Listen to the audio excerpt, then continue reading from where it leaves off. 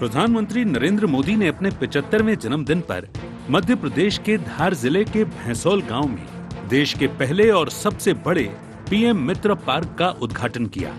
इस मौके पर उन्होंने सिर्फ विकास और रोजगार की योजनाओं का खाका ही पेश नहीं किया, बल्कि सुरक्षा, आत्मनिर्भरता और ग्रामीण अर्थव्यवस्था की मजबूती पर भी जोर दिया। वहीं धार की जमीन से ही विकसित भारत के संकल्प को 2047 तक पूरा करने की बड़ी गारंटी भी दे गए। प्रधानमंत्री नरेंद्र मोदी ने कहा कि ये नया भारत है जो परमाणु बम के धमाकों की धमकियों से नहीं डरता। ये नया भारत है जो घर में घुसकर मारता है। प्रधानमंत्री ने कहा कि ये भारत वो भारत है जो मां भारती की सुरक्षा को सर्वोच्च प्राथमिकता देता है। पीएम मित्र पार्क से लगभग 3 लाख रोजगार अवसर बनेंगे, जिनमें 1 लाख सीधे और 2 लाख अप्रत्यक्ष होंगे। पीएम ने बताया कि पीएम मित्र पार्क के लिए 23,000 करोड़ से अधिक निवेश प्रस्ताव पहले ही आ चुके हैं। साथियों, ये नया भारत है। ये किसी की परमाणु धमकियों से डरता नहीं है। ये नया भारत है, घर में घुसकर मारता है। पीएम मोदी ने दी देश के पहले पीएम मित्र पार्क की सौगात। पीएम मोदी ने सुमन सखी चैटबॉट लॉन्च किया। राष्ट्रीय अभियान स्वस्थ नारी सशक्त परिवार एवं पोषण का शुभारंभ। पीएम मोदी ने किया आदि सेवा पर्व का शुभारंभ। पोषण पखवाड़ा के लिए सिंगल क्लिक से ट्रांसफर की राशि। पीएम मित्र पार्क से कपास की कीमतों में स्थिरता और बढ़ोतरी होगी। विश्व स्तरीय सुविधाओं के चलते बड़े ब्रांड्स करेंगे निवेश। युवाओं को लाखों की संख्या में रोजगार के अवसर मिलेंगे। प्रधानमंत्री नरेंद्र मोदी ने स्वदेशी चीजें खरीदने की अपील भी की। उन्होंने कहा कि आप जो भी खरीदें वो देश में ही बना होना चाहिए। उसमें पसीना किसी देशवासी का होना चाहिए। आप जो भी बेचें वो देश में ही बना होना चाहिए। पीएम मोदी ने कहा कि हर दुकान पर बोर्ड हो, गर्व से कहो ये स्वदेशी है। आप जो भी खरीदें वो देश में ही बना होना चाहिए। उसमें पसीना किसी न किसी हिंदुस्तानी का होना चाहिए। मेरे हिंदुस्तान की मिट्टी की महक होनी चाहिए। 2047 तक विकसित भारत बना के रहना है। इस दौरान मुख्यमंत्री डॉक्टर मोहन यादव ने कहा कि आज हम सभी का सौभाग्य है कि विश्व को भारत के साहस, सामर्थ्य और स्वाभिमान से परिचित कराने वाले आधुनिक भारत के शिल्पकार, ग्लोबल लीडर, यशस्वी प्रधानमंत्री पधारे हैं। आपके नेतृत्व में भारत ने रक्षा और सुरक्षा के क्षेत्र में अभूतपूर्व प्रगति की है।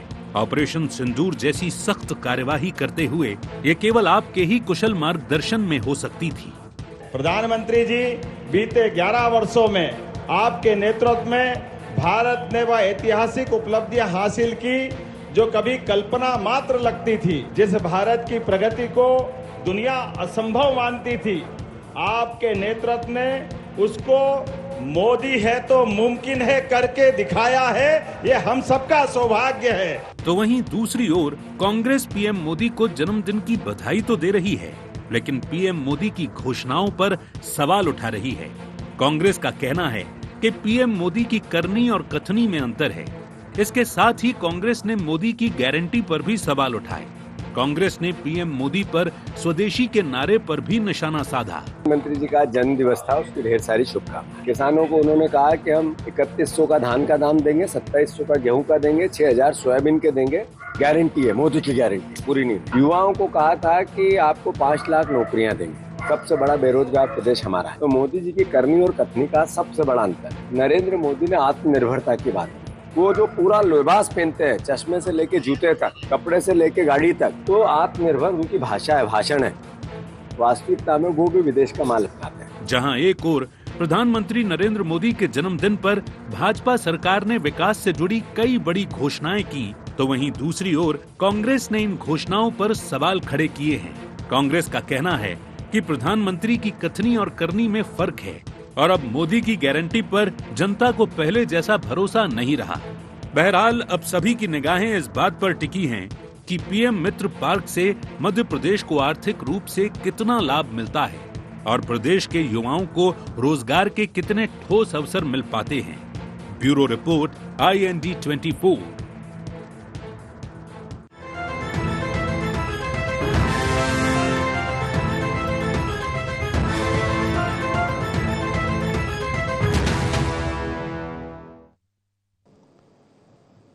नमस्कार, IND एजेंडे में आपका बहुत बहुत स्वागत है। मैं हूं योगी राज योगेश।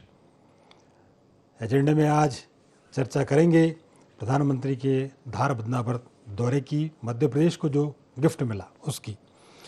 दरअसल आज देश के लिए भी बड़ा दिन है। प्रधानमंत्री नरेंद्र मोदी 75 वर्ष के हो रहे हैं। ये निश्चित तौर पर पार्टी के लिए और देश के लिए बहुत बड़ी बात है, बीजेपी के लिए, कि एक ऐसा कुशल नेतृत्व देश को मिला मोदी के रूप में कि देश चारों ओर विकास कर रहा है। और आप ये देखिए कि वो जब भी आए, पिछली बार भी जब मध्य प्रदेश आए थे तो उन्होंने अपने बर्थडे पर गिफ्ट दिया था, जब चीता दक्षिण अफ्रीका से या चीता लाकर बसाए गए थे। और शुभ बात ये रही कि जो चीते जिनका सर्वाइवल रेट बहुत कम था वो मध्य प्रदेश की धरती पर सर्वाइव कर गए। जो कहा जाता था कि शायद यहाँ का मौसम उनको रास ना आए, लेकिन यहाँ की फिज़ा उनको रास आई। और अब ये बड़ा एक गिफ्ट फिर दिया। धार के पास बदनावर में एक बड़ा टेक्सटाइल पार्क बन रहा है। ये देश का सबसे बड़ा टेक्सटाइल पार्क है और ये मध्य प्रदेश के उस इलाके में बन रहा है जो कॉटन के नाम से मशहूर है। और जो पुराने जो कपड़े, जो कॉटन मिल्स जो रही, वो मालवा की मिलें बड़ी फेमस रहीं। महेश्वर की प्रमुख साड़ी उसी क्षेत्र से है। तो उस क्षेत्र के लिए बड़ा गिफ्ट मोदी जी का है। इससे न केवल निवाड़ मालवा का विकास होगा बल्कि पूरे मध्य प्रदेश में इसकी एक अलग छवि बनेगी। और प्रयास तो इस बात के हैं कि ये जो टेक्सटाइल पार्क है ये पूरी दुनिया में मध्य प्रदेश के कपड़े को अंतर्राष्ट्रीय पहचान देगा। तो ये एक बड़ी सौगात अपने जन्मदिन पर प्रधानमंत्री नरेंद्र मोदी ने मध्य प्रदेश के लिए दी। इसके अलावा कई उनके प्रकल्प अभी शुरू किए गए, क्योंकि वो अपने जन्मदिन को सेवा के रूप में मनाते हैं और एक सेवा पखवाड़े की भी शुरुआत हुई है। इसमें सुरक्षित स्वस्थ नारी और सुरक्षित नारी और आदिवासियों के लिए एक बड़ा आदि पर्व, तो ये बहुत सारे उन्होंने प्रोग्राम आज लॉन्च किए। निश्चित तौर पर ये मध्य प्रदेश के लिए एक बड़ी बात थी। तो आज पूरी डिबेट में चर्चा इसी पर होगी, प्रधानमंत्री नरेंद्र मोदी का जन्मदिन और MP को बर्थडे गिफ्ट। चर्चा शुरू करने से पहले आइए डाल लेते हैं आज के एजेंडा पॉइंट्स पर एक नज़र। PM मित्र पार्क से कितनी बदलेगी प्रदेश की तस्वीर? स्वदेशी को लेकर PM मोदी की अपील के क्या हैं मायने? PM मित्र पार्क से कितनी बदलेगी कपास किसानों की किस्मत?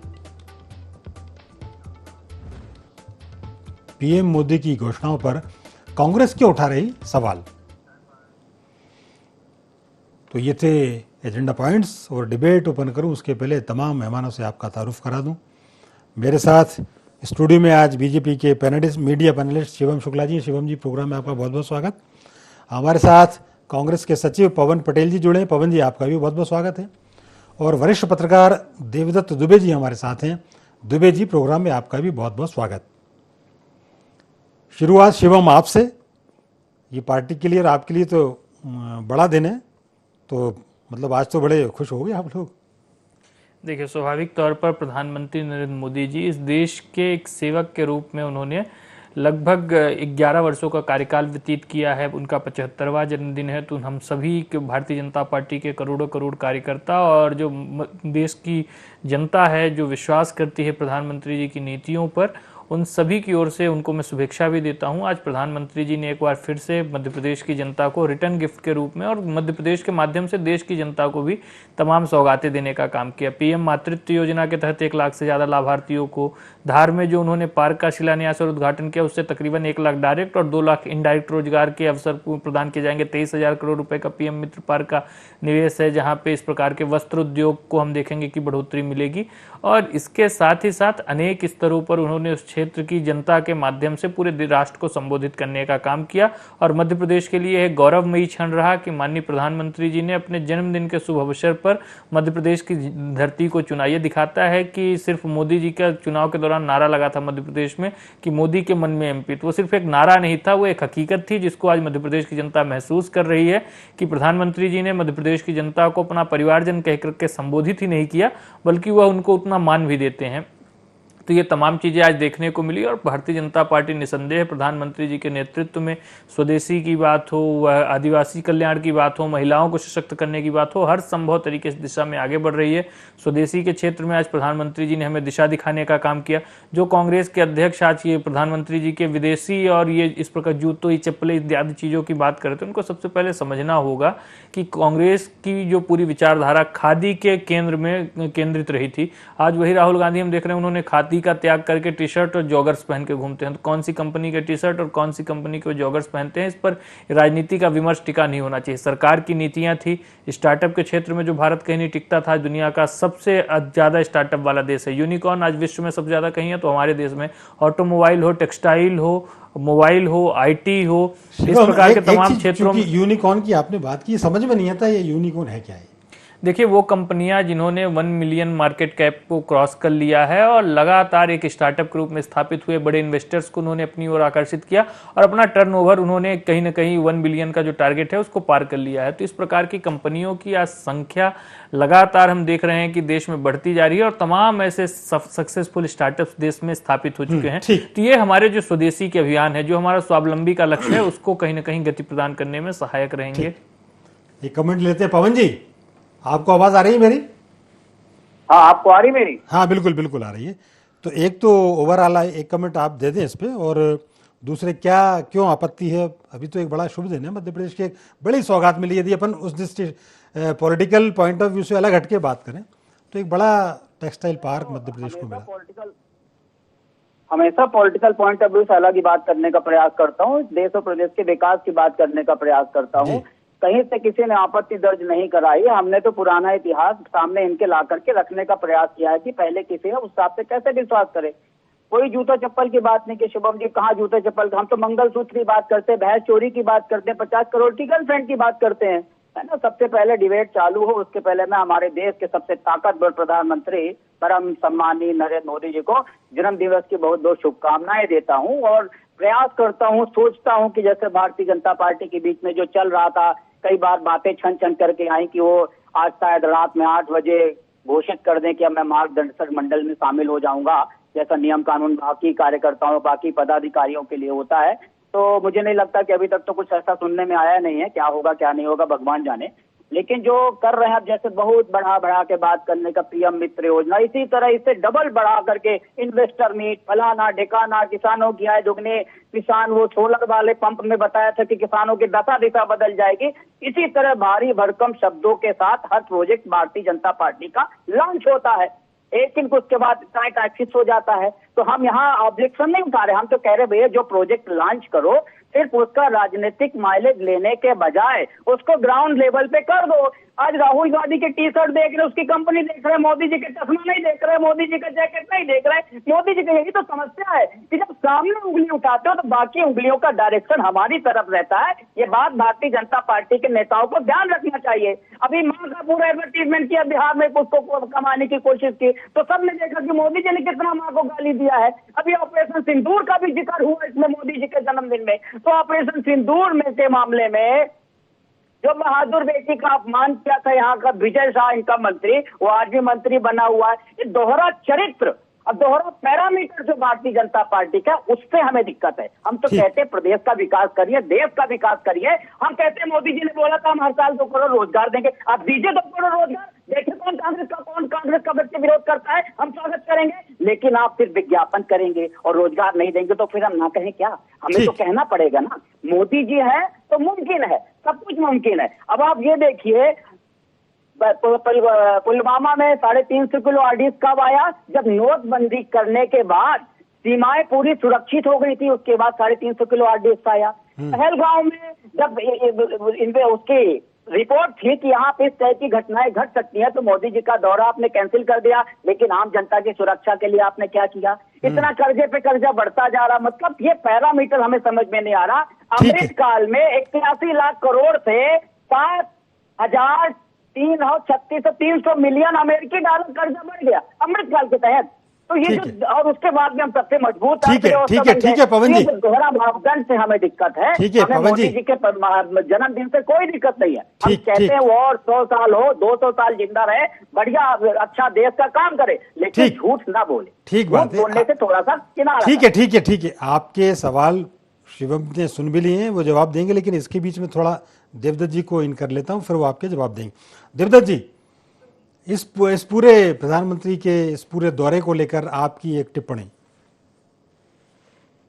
देखिए, वैसे तो प्रधानमंत्री का एक प्रदेश में एक साल के अंदर चौथा दौरा था।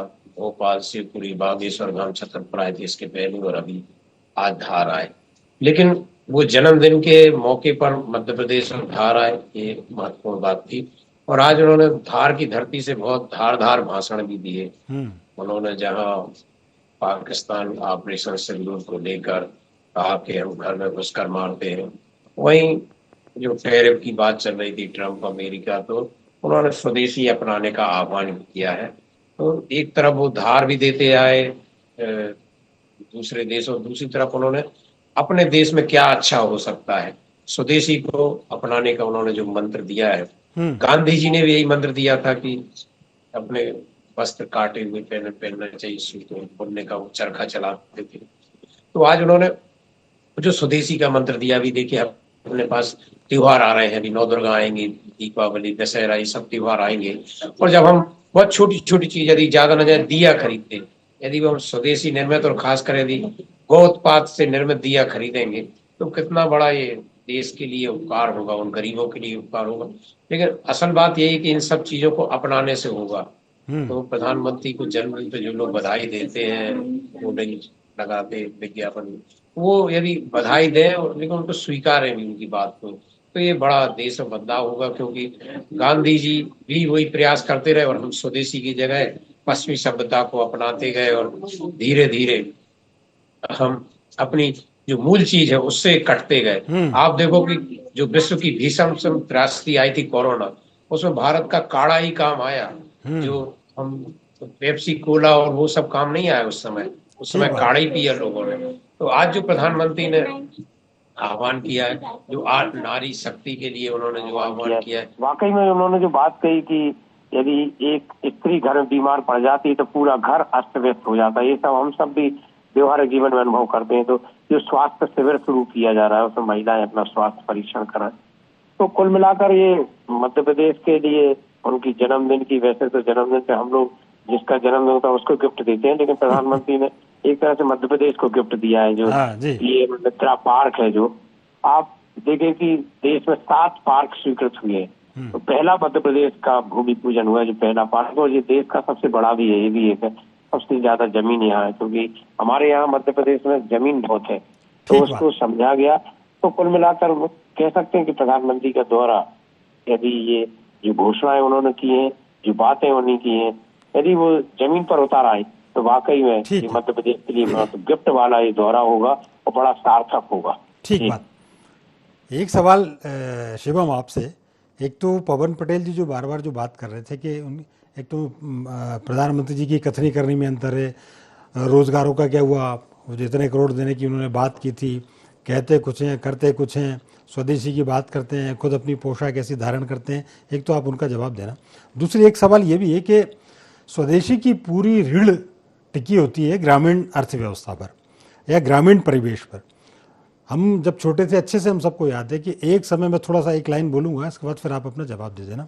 भारत में जब से स्वदेशी चीज़ें अपनाई गई, जब प्राचीन भारत की बात अपन करें, तो भारत वो समृद्धशाली देश था कि भारत एक भी चीज़ किसी विश्व से खरीदता नहीं था। केवल एक मुझे याद आता है, नमक भारत से बाहर से आता था, बाकी सब मामले में भारत आत्मनिर्भर था। और जब वो भारत आत्मनिर्भर था तो हम लोगों को बेचते थे, हम व्यापार नहीं करते थे, हम प्रोडक्शन में नंबर 1 थे, हम उत्पादक देश थे और दुनिया को सारी चीज़ें हम यहाँ से देते थे। आप कल्पना करेंगे भारत की स्टील दुनिया में जाती थी। तो ये एक बड़ा अपने पास प्राकृतिक संसाधनों से भरपूर ये देश है। ग्रामीण अर्थव्यवस्था बड़ी मजबूत होनी चाहिए, लेकिन फिलहाल जो परिदृश्य दिख रहा है, ग्रामीण अर्थव्यवस्था चरमराई सी हुई है। तो केवल स्वदेशी की बात करने से वो अर्थव्यवस्था पर काम हो पाएगा? आप इसको कितना इत्तेफाक रखते हैं? और थोड़ा से पवन जी के जवाब। देखिए, सबसे महत्वपूर्ण चीज़ यह है कि जब हम इस प्रकार की अर्थव्यवस्था की संरचना को स्थापित करने की बात करते हैं तो उसमें जो ध्यान देने योग्य बात यह है कि आज बहुत सारा टेक्नोलॉजिकल एडवांसमेंट आया है, उस दिशा में हमारा क्षेत्र देश लगातार काम कर रहा है। हम उस प्रकार की टेक्नोलॉजी और जो चीज़ें आज आवश्यक है अपने यहाँ पे उपलब्ध रॉ मटेरियल्स को यूटिलाइज करने के लिए, उन चीज़ों में आगे बढ़ रहे हैं। और जो एक वैश्वीकरण की व्यवस्था पूरे देश विश्व में स्थापित हुई है, भारत उससे भी अछूता नहीं रह सकता। हमें दुनिया के साथ व्यापार भी करना है, विनिमय भी करना है। तो इन तमाम चीजों को केंद्र में रख करके हम अधिकतर चीजों में सेल्फ इंडिपेंडेंट बन पाए, इस चीज पर ध्यान देने की आवश्यकता है। जिन चीजों में हम सरप्लस हैं उसको बेहतर तरीके से निर्यात भी कर पाए, ये भी हमारी सरकार ने जो ट्रेड डेफिसिट है इंपोर्ट और एक्सपोर्ट का, उसको भी सरकार ने कई सारे देशों के साथ बांटने का काम किया है। तो ये तमाम चीजें हमारी संकल्पना साकार होती हुई जमीन पर नजर आई है। दूसरा जो सबसे महत्वपूर्ण विषय पवन जी ने कहा, तो इनको याद रखना चाहिए, पीरियोडिक लेबर फोर्स की रिपोर्ट है कि देश में आज जो बेरोजगारी का रेट है वो सबसे कम है। हर व्यक्ति को उसकी आवश्यकता और उपयोगिता के अनुरूप रोजगार दिए गए हैं। जिन लोगों को नहीं हो पाए उनके लिए भी लगातार कम चल रहा है। तो एक सतत प्रक्रिया के आधार पर भारतीय जनता पार्टी की सरकार ने तमाम देश भर में उद्योग, रोजगार, निवेश दिशा में काम करने का अभियान चला रखा था और उसके परिणाम भी बहुत हद तक सकारात्मक हमें देखने को मिले हैं। तो ये तमाम चीजें हमारी संकल्पना को आगे बढ़ाने में सहायक है और इस चीज को लेकर के हम धीरे धीरे आगे बढ़ रहे हैं। ठीक, अब एक सवाल थोड़ा छोटा सा हो रहा है आपसे, हम किसी मामले में जब आत्मनिर्भर हो जाए या हमको लगता है कि हमारा प्रोडक्शन बढ़िया हो गया, उस प्रोडक्शन का उपयोग पब्लिक के लिए होना चाहिए। यही सरकार का उद्देश्य है, यही आपकी जो योजना जनता तक पहुंचे, उसका लाभ जनता को मिले। हम बिजली के मामले में मध्य प्रदेश सरप्लस है। हम बड़े गर्व से कहते हैं कि हमारी बिजली से मेट्रो चल रही है, और यहाँ बिजली के घरों के मीटर जो करंट मार रहे हैं। अभी आपने जो नया प्रयोग किया है कि स्मार्ट जो मीटर लगा है, शायद ही ऐसा कोई घर हो जिसका बिल बढ़ के नहीं आया। देखिए, बिल्कुल आपकी बात सही है। सबसे महत्वपूर्ण चीज यह है कि बिजली में हम सरप्लस हैं। तो हमारे देश के जो अन्य राज्य जहाँ पे उस प्रकार से खनिज संसाधन नहीं है, जो बिजली बनाने के लिए थर्मल एनर्जी में सबसे बड़ा सोर्स होता है कोल का, तो मध्य प्रदेश तो कोल में सरप्लस राज्य है। हमारे यहाँ पे शहडोल, सिंगरौली का जो अंचल है वो कोल की प्रचुर मात्रा वहाँ पाई जाती है, तो वहीं से बिजली का उत्पादन होता है। तो हमें राष्ट्रीय जरूरतों को भी पूरा करना है, तो मध्य प्रदेश हमारा कर रहा है। दूसरा, स्मार्ट मीटर का प्रयोग सरकार एक पारदर्शी तरीके से इस पूरी व्यवस्था को संचालित करने के लिए कर रही है। अगर उसमें कोई ऐसे लूप होल्स हैं, कोई ऐसा डेफिसिट आ रहा है, कोई इस प्रकार दिक्कत है, तो इसको भी सरकार सतत तरीके से रेक्टिफाई करेगी। किसी भी मध्य प्रदेश के आम नागरिक के ऊपर इस व्यवस्था का बोझ नहीं जाने दिया जाएगा। बड़े आ रहे हैं, देखते हैं आने वाले दिनों में क्या होगा। बिल्कुल, इसके लेकर के मध्य प्रदेश की जनता आश्वस्त है कि जो ये पूरा प्रोजेक्ट इंप्लीमेंट किया जा रहा है, इसमें जनता के कंधे पे कोई ऐसा भार नहीं आने जा रहा है। हाँ जी पवन जी, एक तो ये बिल्कुल ये जो शिवम जी कह रहे हैं उससे आप कितना इत्तेफाक रखते हैं। दूसरा ये बात है कि अभी तक ये आरोप लगाते थे कि साहब इन्वेस्टर मीट हो रही हैं और केवल एमओयू हो रहे हैं और हो कुछ नहीं रहा। दो बड़े प्रोजेक्ट का जिक्र अभी कर लें बस ओपन। एक रायसेन की उमरिया में बड़ा कोच फैक्ट्री का कारखाना मध्य प्रदेश को मिला, एक ये दूसरा जो टेक्सटाइल पार्क है, ये बड़ी सौगात है मध्य प्रदेश को लेकर। तो फिर अब मतलब जब मध्य प्रदेश इस दिशा में बढ़ रहा है तो फिर मेरे ख्याल से ये आनाकानी और आपत्ति शायद नहीं होना चाहिए। आनाकानी बड़ा मुश्किल है। हमने कहीं आनाकानी नहीं किया। हमें एक काम बता दीजिए, मोदी जी ने जो किया हो छोटा, दो बता रहा हूँ ना, काम बताइए आप। दो का शिलान्यास हुआ अभी नहीं, हम कह रहे हैं कि मोदी जी ने कोई जितने काम किए हैं, एक काम कोई गिना दीजिए जो छोटा काम हो। हर काम मोदी जी है, मोदी जी तो बड़े काम करते हैं, छोटा काम करने का सवाल ही नहीं उठता। ये हमने कहीं नहीं कहा कि मोदी जी ने छोटा काम किया। हर काम को मोदी जी ने बड़ा किया, बड़ा काम किया, बड़ा विजन दिखाया, बड़े बड़े विज्ञापन दिखाए, लेकिन धरातल पर नहीं उतरी। अब आपने पूछा कि बिजली के मीटर बड़े हुए हैं, तो शुभम जी बड़े स्मार्टली घुमा दिए कि जहां पे बिजली नहीं होती, जहां सरप्लस हमारे कौन सा। अरे भैया, मध्य प्रदेश की जनता के ऊपर बिजली का बोझ बढ़ता जा रहा है। आप किसी भी मोहल्ले में चले जाइए, पता पड़ जाएगा, क्लियर हो जाएगा। और अभी शुभम जी ने बोला कि हाँ रोजगार हम दे रहे हैं, उसके प्रयास में हम आगे बढ़ रहे हैं, मतलब 2 करोड़ वाला टारगेट अभी तक पूरा नहीं हुआ, जो कि मोदी जी ने हर साल 2 करोड़ का टारगेट दिया था। ये भी एक सही है। और अगर मोदी जी की नीतियां इतनी अच्छी, मोदी जी का विजन अच्छा है, मोदी जी की सोच अच्छी है, सब कुछ अच्छा है, उसमें 75 साल वाले में भी कोई नहीं देख क्या मार्गदर्शन मंडल में मोदी जी जाएंगे। जैसे अडवाणी जी चले गए थे, मुरली मनोहर जी चले गए थे, क्या मोदी जी भी जाएंगे? उसका जवाब भी कांग्रेस की बड़ी दिलचस्पी है मोदी जी को मार्गदर्शन मंडल में भेजने की। सुन तो लो जी, विश्व गुरु बनने के बाद देश भुखमरी के सूचकांक में 55 से 105वें पैमाने पे पहुंच गया, लेकिन हम विश्व गुरु है, इस बात को ध्यान रखिए। मोदी जी है तो मुमकिन है। फिर फ्रीडम इंडेक्स में हम 67 नंबर से 151वें पैमाने पहुंच गए, क्योंकि मोदी जी हैं तो मुमकिन है। 2014 में देश पर कर्ज 81 लाख करोड़ था। अमृत काल के चलते 7,36,300 मिलियन अमेरिकी डॉलर कर्ज होने के बाद भी हम विश्व की तीसरी सशक्त इकोनॉमी बन गई है, थोड़ा समझ से परे ठीक है, हम कर्जे भी ले ठीक रहे है हैं। पवन जी, इसी समय से कम है हमें- लेकिन एक जवाब ले लेते हैं शिवम। हम उस फार्मूले को नहीं पता, मैं तो एक सिंपल पवन सा आम पवन आदमी जी के ठीक हिसाब है, से सोचता हूँ। ठीक है, वो फिंगर रेस कर रहे हैं, एक जवाब ले लेते हैं उससे, फिर मैं समय मिला तो देवदत्त जी के पास। जी देखिए, सबसे महत्वपूर्ण चीज यह है कि हमारी संप्रभु सरकार ने वैश्विक स्तर पर जो चुनौतियां आई उसके बावजूद भी हमने देखा, कोविड जैसा विभत्स संकट दिखा, उसके बावजूद न हमारी अर्थव्यवस्था की रफ्तार रुकी, न ही जो हम अपने देश के 80 करोड़ से ज्यादा लोगों को जो एक सहायता के रूप में राशन पहुंचाते हैं, हम आज सरप्लस हुआ करें। कभी एक वक्त हमारी सरकार कटोरा लेकर के अमेरिका के सामने खड़ी थी, जहां पे अमेरिका ने भुना हुआ गेहूं यहां भेजने का निर्णय लिया था जो शायद जानवरों को खिलाया जाता था। तो आज उस स्थिति से देश बहुत आगे निकल चुका है और हमारी ही सरकार उस संकल्पना को साकार कर रही है। आज तमाम वर्गों का विश्वास भारतीय जनता पार्टी की सरकार के साथ है और हम लगातार अपने जन कल्याण के अभियान को लेकर के आगे बढ़ रहे हैं। ठीक है पवन जी, एक जवाब बस एक लाइन में देवदत्त जी से। वोट चोरी करने की जरूरत नहीं पड़ती अगर ठीक है पवन जी, एक जवाब, एक लाइन का जवाब मैं ले लेता हूं थोड़ा सा देवदत्त जी से। देवदत्त जी बस एक सवाल ये कि देखिए, आप स्वदेशी की बात तो कर रहे हैं, आप झालर की बात कर रहे हैं, दियो की बात कर रहे हैं, लेकिन चीन बहुत कम पैसे में इससे अच्छी क्वालिटी, इससे अच्छी चीजें दे देता है, तो क्या ऐसे में स्वदेशी आंदोलन सफल हो पाएगा? नहीं, देखिए, ये तो देश प्रेम की भावना है। अब देश के लिए तो हम जान भी देते हैं, बॉर्डर पे जान देते हैं, क्या क्या नहीं सहते। यदि थोड़ा बहुत कीमत में ही बड़ा होगा और जब उत्पादन ज्यादा होगा तो कीमत कम हो जाएगी, धीरे धीरे क्वालिटी भी सुधर जाएगी। वो बात याद रखें कि देश हमें देता है सब कुछ, हम भी तो कुछ देना सीखें। तो यदि सब लोग प्रयास करेंगे, जब इतने इतने चीजें हम बना रहे हैं, सब चीजें कर रहे हैं, तो उत्पादन बढ़ेगा धीरे धीरे। इंसानी तो चीन में, इंसानी तो भारत में। तो ये करना पड़ेगा, प्रयास करना, कभी ना कभी शुरुआत करें। सोचो यदि गांधी जी ने जब अभियान छेड़ा था, यदि आजादी के बाद उसी पे हम सब अमल करते तो आज हम कितने आत्मनिर्भर होते, कितना वो स्वयं अपने सब काम करते थे। हम कैसे धीरे धीरे पराधीन होते जा रहे हैं। तो कहीं ना कहीं तो शुरुआत करनी पड़ेगी ना। ये बात आपने बिल्कुल ठीक कही, शुरुआत करना पड़ेगी और शुरुआत हो चुकी है। और स्वदेशी आंदोलन यदि जबरदस्त ढंग से चला गया, हमने जैसा कि प्रधानमंत्री जी ने कहा कि गर्व से कहो हम स्वदेशी हैं, ये एक बड़ा, ये केवल एक नारा नहीं है, ये भारत की धरा, भारत की आर्थिक स्थिति बदलने वाला नारा है। तो खैर, समय अभी इतना था, लेकिन आप तीनों ने चर्चा में भाग लिया, आप तीनों का बहुत बहुत धन्यवाद और शुक्रिया। IND एजेंडे में फिलहाल इतना ही। आप हमारे साथ बने रहिए, जुड़े रहिए और देखते रहिए IND 24। नमस्कार।